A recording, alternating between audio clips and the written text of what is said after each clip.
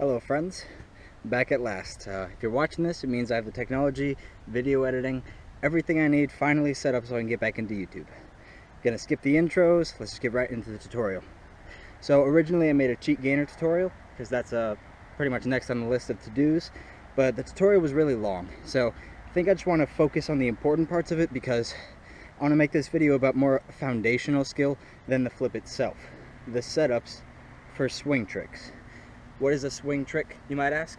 Any flip and tricking where a leg from behind you, arms behind you, swings forward and up to get you height. Usually it's a back variation of some kind, gainer, cheat gainer, corkscrew, all of that starts with the setups. So I'm going to go over a few of those, get into details, the best tips I can give you to help you learn and progress tricking. Alright, so I'm going to share with you about 5 and then some cheated ones that you can use as well to help. So starting running setups are the priority of this video really because the other moves are worthy of their own individual tutorials, and I already have a tutorial for one of those moves. But let's start with the J-step. J-step gainer is one of the most popular foundational tricking moves you will ever need to know, and it looks very cool like such.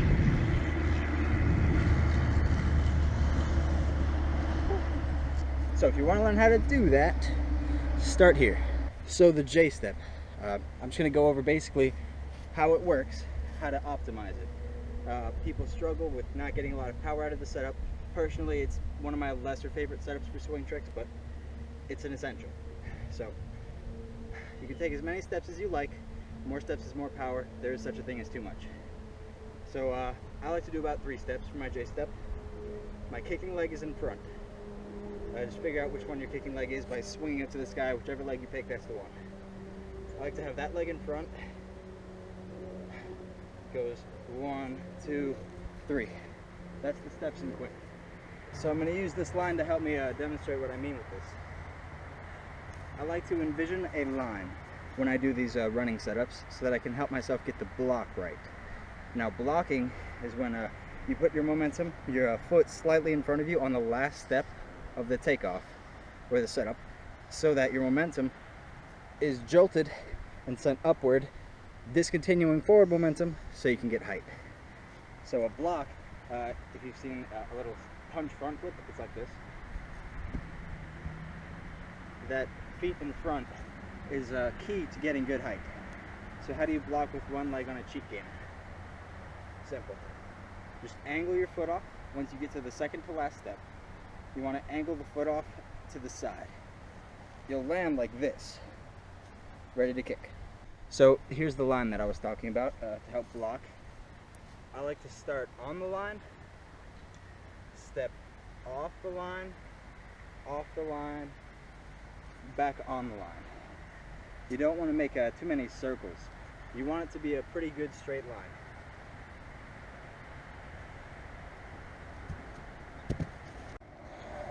The J-step is really no complication to it at all. It's just something you got to practice and just feel it, you know. Watch trickers who are good at it do it. Really watch the way that they put the power in every step. You know, take note from people who have good form, and you'll be able to do the J-step just like I can. Setup number 2, very similar. Consider it an alternative to the J-step. It's almost the same. I believe it's called the Euro step. It's exactly the same as the J-step, but with a skip step on your jump leg for the last step instead of just pass off. I'll show you.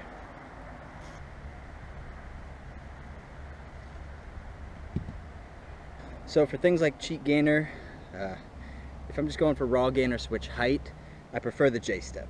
But I actually cannot J-step cork. It's very strange. So the Euro step is what I use when I do corks. Keep all the same exact ideas in mind about the lines, blocking, exactly the same. And really, you just have to concentrate your efforts on making that last foot placement good. A good way to practice this as well is just the very base, a pivot. So consider this an extra one of those setups as well. J-step, Euro step, pivot.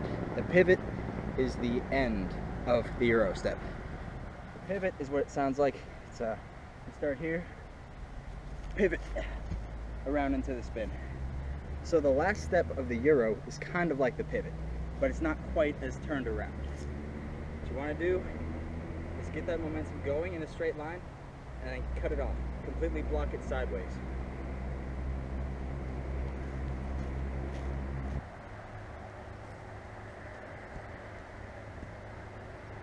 This is a great setup for me. I think most of the ground setups are the best, more efficient for power, but for running setups, I recommend you get all three of those: pivot, J-step, Euro. Just remember blocking, remember just get a few steps, set up, and really nail that last step so you can get good power.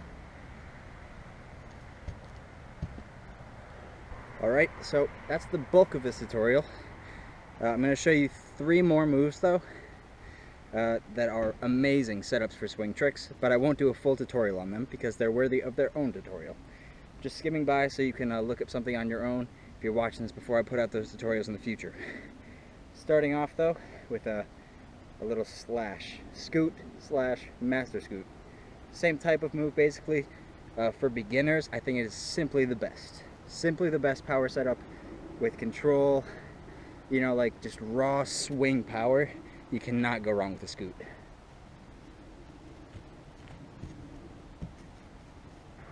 For scoot, master scoot, what I like to think is envision a semicircle. You start on one side of the circle, you want to travel up and around the other side of the circle, coming straight down, so that your momentum is going down in a straight line, ready to go back up in a straight line. If your scoots are too rounded, you won't get as much power. Next, we have an essential foundational move that I think everybody should learn. This deserves a tutorial probably next. It's called the macaco. Think of it as a one-handed back handspring, but it's more like a dance move than a gymnastics thing. It's less slam, more flow. So I'll show you that real quick. It's not as powerful as some other setups, but it's definitely good for practicing control, breaking fear and awareness. Not breaking awareness, gaining it while you break fear. This one is probably the least easy to swing out of, to do things out of, but nonetheless it is very doable. What I recommend is you start by landing on 2 feet, doing a backflip, and then slowly working up the courage to swing through instead of popping down. That applies to all these setups. You're having trouble getting the swing through instead of just a backflip. This last of the basic setups is one that gets you a ton of power as well as looking amazing. I was just doing scoots for the longest time, and while that is great, I'm so happy to have another setup just as good. What is it, you might ask? Why aren't you asking? I can't tell you till you ask. The Gumby. The Gumby is great. Think of it as a cartwheel that goes a little bit upside down, or as I like to say, around the back side of the circle. Gumby.